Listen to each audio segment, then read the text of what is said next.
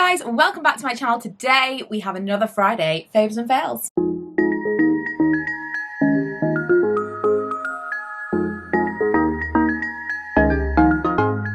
Still my favourite videos to do. If you missed it on Wednesday, we did a very chatty skincare video all about the skincare I'm using right now. It's a lot. I also tried to pull some information about the ingredients as we went because I truly know nothing. All I know is the people that I enjoy watching on YouTube, they tell me, this is good because of this. You need to try this because of this. And I buy those things or I find those ingredients elsewhere. And I wanted to pass on to you what I'm actually using, but I'm very aware of my lack of knowledge. And so I tried to supplement that with Google. So if you're interested in my current skincare routine and my favourite products right now, you can watch that video. But today we're going to just talk about some other beauty stuff. I'm still not wearing makeup every single day. I'm probably averaging 3 days a week. And so I'm not pulling out a lot of new stuff to try on a regular basis. But as and when I am just completely falling back in love with products that I used to really, really enjoy. And one of them is the Hello Happy foundation. This is the original soft blur foundation. I have this in a shade that's definitely too dark for me. Kind of works right now because I've got kind of a little bit of summer colour, but I'm nearly finished with it. I've probably got 1 or 2 more uses, I would say. And I am like this close to repurchasing it. I've got it in shade 3. I think probably shade 2 is the shade for me. Historically with Benefit stuff, shade 2 is the one. But this, I remember a few summers ago, just loving it, obsessively using it. It is really, really gorgeous. And I think I probably replaced it with the Maybelline Matte and Poreless. They're similar, but I would say this is just that little bit nicer in terms of wear time. I think this lasts a little bit longer. I think if I do repurchase it, I'm going to have to do a head-to-head comparison. Because as I was putting it on, I was like, yeah, this is kind of reminiscent of that, but it's just got something a little bit extra. The coverage is very, very similar. How it looks on the skin is very, very similar, but it is just that wear time. So if you're looking for something like a lower cost alternative, and I mean, this is small. I don't know how many mils is in this. It's actually not that small. This is the same. So both have got 30 mil, but you know, comparatively, this is still considerably cheaper. But I am considering repurchasing this. It's called a soft blur foundation, and it is exactly that. You put it on and everything just kind of looks perfected, but you can still see your skin through it. It's the perfect kind of foundation coverage for me. So keep you posted. I'll keep you posted as to whether or not I repurchase it, but I've worn that a couple of times. I'm wearing it today, and I'm just, yeah, there's a reason that I loved it. Also, the Lacura, the Aldi dupe for the NARS Sheer Glow, the Radiant Concealer. Ooh, I've been reaching for a fair amount this week as well. And I really, really like it. I just put it here, here, and here. I try to avoid that kind of crease on my chin because it will settle into there. But just a little bit of redness. I mean, it will settle around here as well, but I do have redness around my nose. The bottom of my chin, not that crease. And just in here, not out there. Perfect.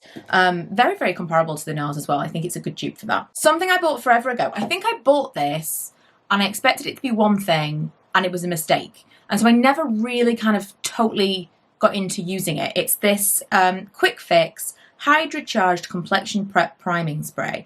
I don't know what I thought it was. I think there were a few different versions and I thought I'd bought one thing, but I'd bought something else.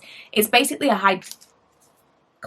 hydrating prep spray, so like a priming spray. And I just at that point was, I think, looking for kind of more setting sprays, and I think it was the summertime. I think I got some use from it. I've got like more than half left, and I just kind of didn't entirely get it. But now I'm really enjoying primers and I'm really enjoying products underneath my foundation. Suddenly, you know, skin changes after lockdown. Skin's changed, but also I'm 35 now. Things have changed in the past 10 years on YouTube. My skin is a completely different skin. It's like a different person's skin. And I'm really enjoying this now. So I spray this on after I've done all of my skincare, after I've done my SPF. My SPF's been left to settle for a little while. Just before I do my foundation, I'm putting on this. Because I feel like I need something to re-lubricate my face, if you will. But I'm trying to give my SPF that time to settle before I do my makeup. So this kind of thing is perfect. Actually, does it have any SPF in it? I feel like it's the kind of product that would. It doesn't say. Funnily enough, it has niacinamide in it, which I have just started using as a serum. This is from Primark. This was sent to me as a press sample, but I've just put this last week into my skincare, and it's supposed to be complexion calming, it's supposed to be soothing, it's supposed to help with pigmentation. Little did I know I had niacinamide in this product the whole time. I think it's one of those things that is supposed to kind of lock in moisture as well. You know, last week we were talking about the water mists, and some people were saying, oh, I'm really worried about applying water because apparently it draws it out of your skin. So if you just spray a water spray onto your face, I didn't know about this, and this is what is so fascinating to me. When we talk about stuff, so many of you are so much more knowledgeable than I am, and you'll leave me comments that I'm like, wow, like mind blown. This is how I want to get my information. Bite-sized chunks, not so overwhelming. And so I got a couple of comments saying, basically when you put water on your face, the water draws the water out of your face. No idea. One person came in with a really, really comprehensive comment. If you want to see that, you can go back to that video. It's still there.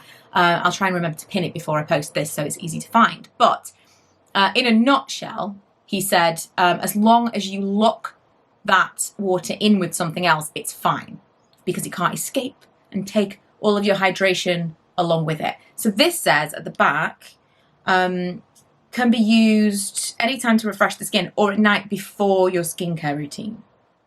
So I'm thinking this is kind of the equivalent of you spritz your face with water in between layers, you know? Anyway, really enjoying this underneath my makeup. It just gives me kind of like a layer of something without feeling like I'm adding another skincare product on top of so many other skincare products. And I'm very conscious of, you know, the bits and the roly bits and all of that stuff. I'm not getting any of that because it's just a hydrating kind of spray. Butter bronzer. This has always been a favourite. I've always gone kind of back to this. I'll often use this on my eyes as well as on my face. But recently, with the little bit of colour that I've got and with the kind of more summery makeup that I'm going for, I'm really, really liking this. I've got it on today. I actually have a bunch of things on today. I've got the foundation that I told you. I have on the L'Oreal Glow Cherie, which is another favourite that I go back to again and again. I have on the Daniel Sandler Watercolour Blush in Cherub. This is not the right colour for me, really. It's quite pink, and I think I'd probably like it to be a little peachier. But it's a nice shade. So I've got that kind of there. And then, before I did any kind of powder, I did the butter bronzer.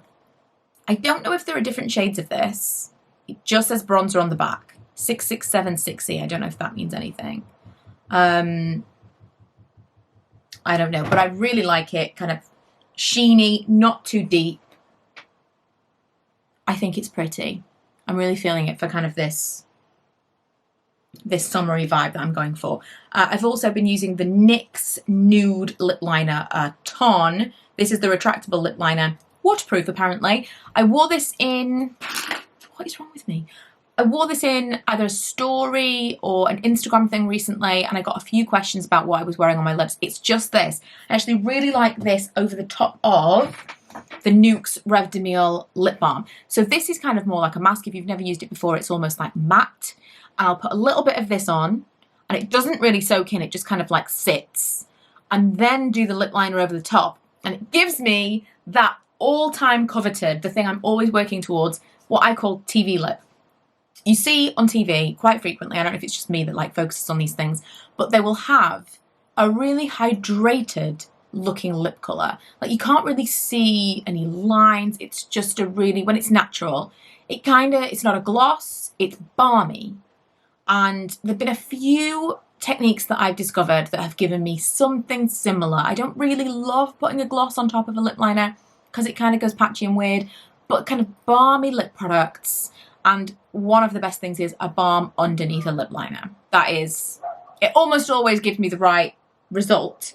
But with this one, it gives me a result that's going to stay a little bit longer because it's that kind of matte, thicker lip balm. Last product I want to mention is the L'Oreal Revitalift Filler SPF 50. This was sent to me as well, along with a few other things a while ago, and I just pulled it out this week.